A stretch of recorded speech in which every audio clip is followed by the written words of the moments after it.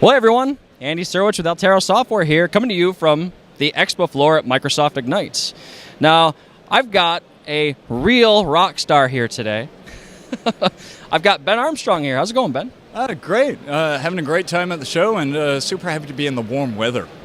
It is really warm down here, that's right. I do not like the cold, so it's good to be here. You know, being up in Seattle is not the greatest place for that. No, very, very cold and rainy, nice and warm here, so I'm having a great time this week. There you go, that's good. Well, you're Mr. Hyper-V, or the community knows you as Mr. Hyper-V. But for the people that may not know who you are, can you kind of explain who you are and what you do for Microsoft? Yeah, sure thing. So I'm Ben Armstrong. I'm a Principal Program Manager Lead, working on virtualization on the base team. On Windows, so the lowest layer stuff, and I've been doing that for forever, 15 years now. Wow. Yeah. So you were with Hyper-V before it was Hyper-V. Before it was Hyper-V, yes. That's so you go way back on Hyper. That's really neat. So we've got Windows Server 2019 out. It's going to be GA'd in October. What can you tell us about what's new in Hyper-V in 2019? So there's actually not that much super visible new. There's a couple of features. There's some stuff we've done around improving shielded virtual machine, enabling Linux with shielded virtual machines, a couple of other things. But there's really, behind the scenes, there's kind of three stories to tell. The first story to tell is just to take a moment to acknowledge, you may have heard of this thing called Spectre and Meltdown. Right. That took a large chunk of my team's time out to go and work on and to make sure that Windows Server Hyper-V is a super secure platform, protected by default out of the box against all those sorts of things. Right. The second story to tell is, Hyper-V is used in a lot of places. One of the super important places it's used is in Azure. Right. And when we finished up on Windows Server 2016, we really moved the team over to a world where we build features first and foremost for Azure, right, and then we bring them across to the on-premises deployment. And with this kind of transition, it does mean that 2019 is a bit of a slow release while we make change. It also means some of the features are a bit kind of like head scratch. Why are they there? So like a great example of that is in Windows Server 2019, we've added the ability to virtualize storage class memory, which most people don't have. Right. It'll probably become more common in on-premises servers in the next 3-4 years. Right. Super important to Azure. It's how they deliver some of their highest performance storage. That makes sense there. So yeah. And so that's kind of what you can expect to see, is you can expect to see some features where you're like, who has that hardware? And the answer is Azure does. Right. And not too many bad things, but the third thing, and this is actually personally the thing that I have really enjoyed most, is we have a lot of stuff in there that's about enabling other platforms and enabling entirely new scenarios. Okay. I'm just a couple off the top of my head. Right. The first one is Hyper-V powers Hyper-V containers. Right. And we've done a ton of work there. I will say, at kind of the 20,000 foot view, if you look through the marketing material of like what we're saying with Hyper-V containers in Windows Server 2016 and what we're saying with Hyper-V containers in Windows Server 2019, you're going to be like, this looks and feels kind of the same. But we have spent the last 2 years just really doubling down on the fundamentals and listening to customers. Right. So, we have the Nano container and the Server Core container. Both of those have much higher compatibility than they used to have. Right.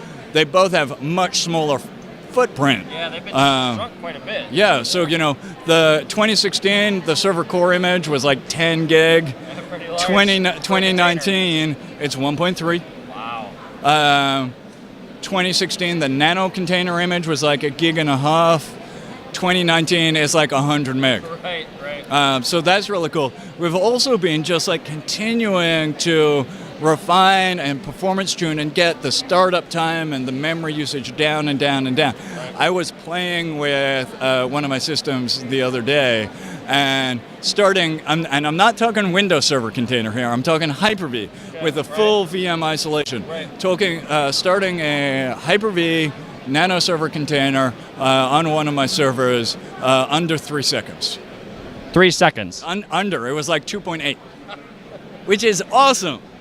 That's the type of speed I would expect from a standard kernel virtualization container, like Windows container, Yeah. but for a fully isolated, all by itself, Hyper-V container in less than 3 seconds. Yeah, absolutely. Wow. So that's been one area where, and like I've had people on my team like just sweat, and we've been digging into the details, like getting at 100 milliseconds there, 100 milliseconds here, finding out crazy things where it's like, why are we doing that during initialize? Let's move it out. That's been just a ton of fun. Yeah, I can imagine. The second thing in that kind of vein is actually a really kind of brand new thing. I'm excited to see what people do with it. Is we have a platform technology that we've come out with, which we call the Windows Hypervisor Platform. Okay. And the idea here is, so Andy, have you ever tried to? And it's okay. I won't get mad at you. You can be honest. Have you ever tried to use some non-Microsoft virtualization software on a system that has Hyper-V on it? Maybe. That's I'm thinking of the color green right now, but And what happened? didn't go so well. Didn't go so well. And this is because Hyper-V is a Type 1 hypervisor. We load our hypervisor and we take over the box. Right. And Yeah. we do that for security. Right.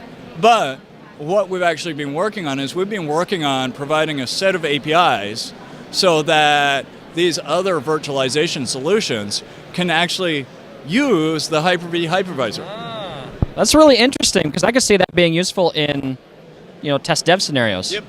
Yeah, so not only have we worked on this, we've also been actively contributing to QEMU, which is okay. most popular open source virtualization solution, to enable it for the Hyper-V hypervisor.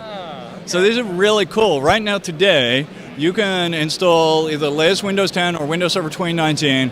There's an option to enable the Windows Hypervisor Platform. Okay. You can then go download QEMU, and you can run QEMU virtual machines and Hyper-V virtual machines side by side. So that's really neat. So you say enable the hypervisor platform. Is that via PowerShell or is that actually in the optional features list? Honestly, I do not know if the top of my Okay. Okay. I think it's in the optional features list, but don't I won't quote you on that. quote me on that, even though you're recording. I know, right? But so that I'm actually really excited about the potential there. That's really neat. So earlier in the interview, you mentioned Meltdown Inspector. Yes. And I heard rumors earlier this week about a new CPU scheduler. Is that true? Yeah, absolutely.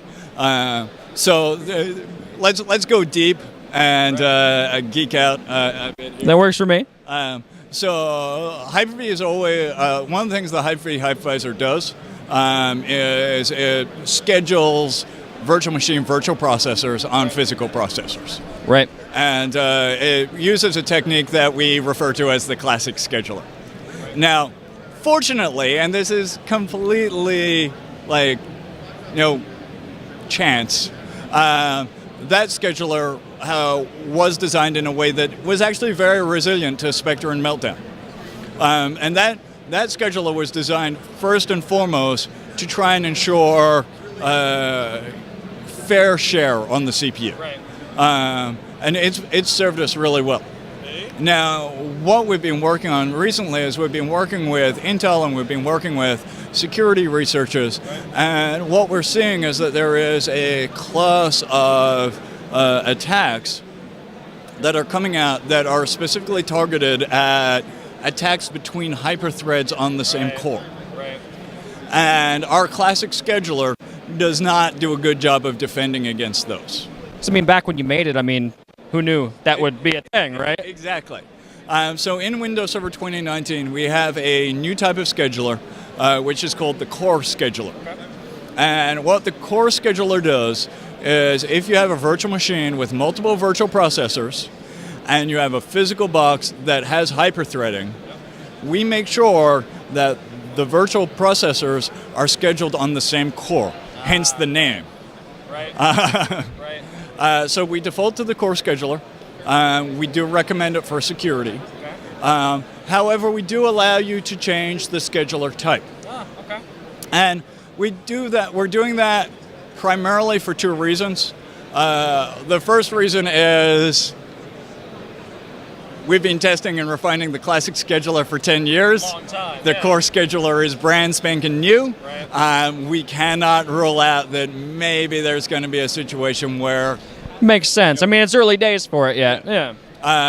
The second reason, though, is in pairing with that, when we're designing Hyper-V and we're thinking about these sorts of security issues, we're thinking about Azure. Right. We're thinking about a massive multi-tenant, hostile, scary place Right.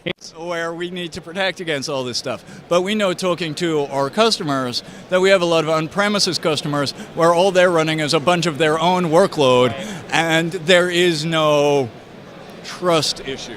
It's not as scary of a place. Yeah. You know, and so for those customers, like, if they find out that the classic scheduler runs their workload better and they run in a trusted environment, we want to enable them to be able to turn it on. It's nice to have that option. So I'm going to give you the PowerShell or UI question here. I'm guessing that's controlled via PowerShell at this point because it's so new.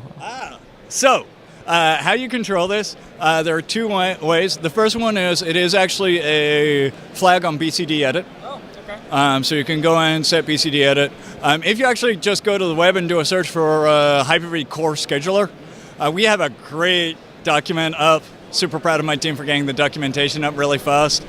Nice. That steps you through all of this. The second thing, though, that I'm really happy about is the guys on the Windows Admin Center actually came in at the last moment and gave us some UX for it as well. So if you're using Windows Admin Center, you can configure the scheduler as well. So it's baked into WAC then. That's really nice. That's really nice. So for those watching, if you're interested in that, I'll be sure to include a link under this video to the documentation that Ben pointed out. So definitely. So, and if you're a processor nerd, it's a fun documentary. there are a lot of processor nerds out there. That's the audience. Be a processor nerd. Well, hey, Ben, I think that's a lot of great information. Really appreciate you taking the time to talk to us today. And, we're definitely looking forward to seeing what's next in Hyper-V and, all the stuff that's coming eventually from the Azure side into maybe the next version of Windows Server. Yeah, they're doing amazing things there. So as that comes out into the general release, It's going to be really interesting to see. Well, it's going to be fun. Well, thanks again for taking the time to talk to us. Well, thanks everyone for watching. Be sure to check out our other Ignite-related content. Thanks for watching.